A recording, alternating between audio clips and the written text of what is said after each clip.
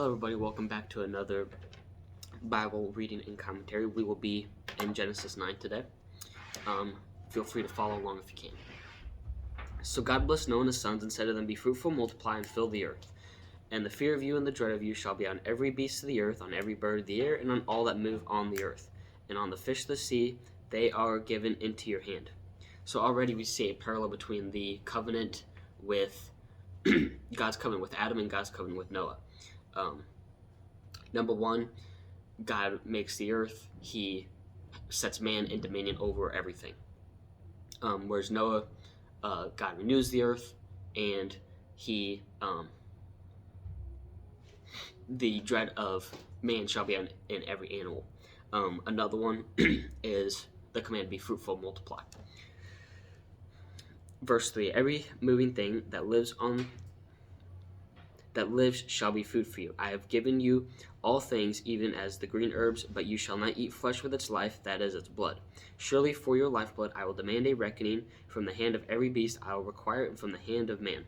From the hand of every man's brother I will require the life of man. Whoever sheds man's blood, by man his blood shall be shed. For in the image of God he made man. And as for you, be fruitful, multiply, bring forth abundantly in the earth, and multiply in it."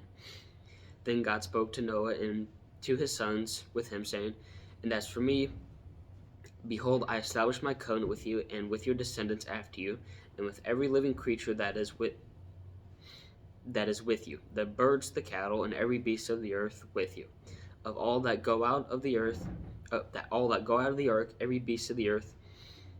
Thus I will establish my covenant with you. Never again shall all flesh be cut off from the waters of the flood.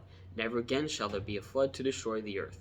And God said, "This is a sign of the covenant which I make between me and you and every living creature that is with you, for perpetual generations. I set my rainbow in the cloud, and it shall be for the sign of the covenant between me and the earth. It shall be, when I bring a cloud over the earth, that the rainbow shall be seen in the cloud. Now remember my covenant which is between me and you and every living creature of all flesh. The waters shall never again become a flood to destroy all flesh. The rainbow shall be in the cloud, and I will look on it to remember the everlasting covenant between God and every living creature of all flesh that is on the earth." And God said to Noah, "This is the sign of the covenant which I have established between me and all flesh that is on the earth." So we see today in modern culture the LGBT movement, the taking of a biblical symbol of God's grace of never flooding the earth, and the enemy bastardizing it. With the 6 colors instead of the 7. The enemy's crafty. Verse 18. Now the sons of Noah went out of the ark were Shem, Ham, and Japheth. And Ham was the father of Canaan. These were the sons of Noah, and from these the whole earth was populated. And Noah began to be a farmer, and he planted a vineyard. Then he drank of the wine and was drunk and became uncovered in his tent. And Ham, the father of Canaan, saw the nakedness of his father and told his 2 brothers outside. But Shem and Japheth took a garment, laid it on both their shoulders, and went backward and covered the nakedness of their father. Their faces were turned away, and they did not see their father's nakedness. So Noah awoke from his wine, and he knew when his younger son had done to him. He said, "Cursed be Canaan, a servant of servants he shall be to his brethren." And he said, "Blessed be the Lord, the God of Shem, and may Canaan be his servant. May God enlarge Japheth, and may he dwell in the tents of Shem. And may Canaan be his servant." Verse 28, "And God lived after the flood 350 years, so all the days of Noah were 950 years, and he died." Chapter 10. Now this is the genealogy of the sons of Noah, Shem, Ham, and Japheth, and sons were born to them after the flood. The sons of Japheth were Gomer, Magog, Madai, Yavan, Tubal, Meshech, and Tiras. I'm going to mess up most of these names. The sons of Gomer were Ashkenaz, Riphath, and Togarmah. The sons of Javan. In Hebrew, there's no J's, but I'll say the J's anyway. Were Elisha, Tarshish, Kittim, and Dodami. From these, the coastland peoples of the Gentiles were separated into the lands, everyone according to his language, according to their families, into their generations. The sons of Ham were Cush, Mizraim, Put, and Canaan. The sons of Cush were Seba, Havilah, Sabta, Ramah, and Septecha. And the sons of Ramah were Sheba and Denan. Cush begot Nimrod, and he began to be a mighty one on the earth. So, in other ancient texts, a mighty one on the earth, that could mean usually mighty one, or we'll read to verse 9. And he was a mighty hunter before the Lord. Therefore it is said, like Nimrod, the mighty hunter before the Lord.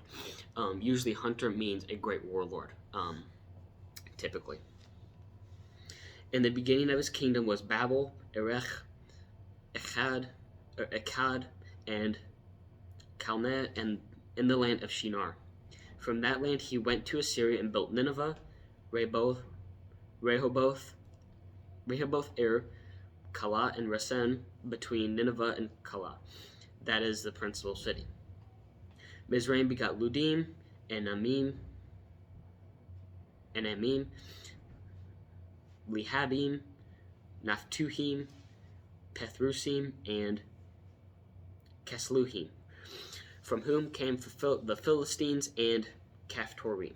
Canaan begot Sidon, his firstborn, and Heth, the Jebusite, the Amorite, and the Girgashite, the Hivite, the Archite, and the Sinite, the Archivite, Arvadite, the Zemarite, and the Hamathite. Afterward, the families of the Canaanites were dispersed, and the border of the Canaanites was from Sidon as you go toward Gerar, as far as Gaza. Then, as you go toward Sodom, Gomorrah, Admah, and Zeboim, as far as Lasha. These were the sons of Ham according to their families, according to their languages, in their lands, and in their nations. So,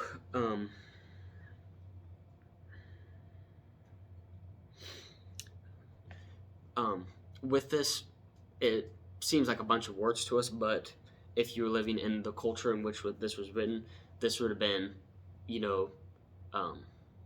would have been, how could you say it? A big part of the stories that were told of, where things happened if you were in the land. It would be like saying, because we know exactly where cities like Detroit and Milwaukee and Washington, D.C. and L.A., it would be very easy to know where these were.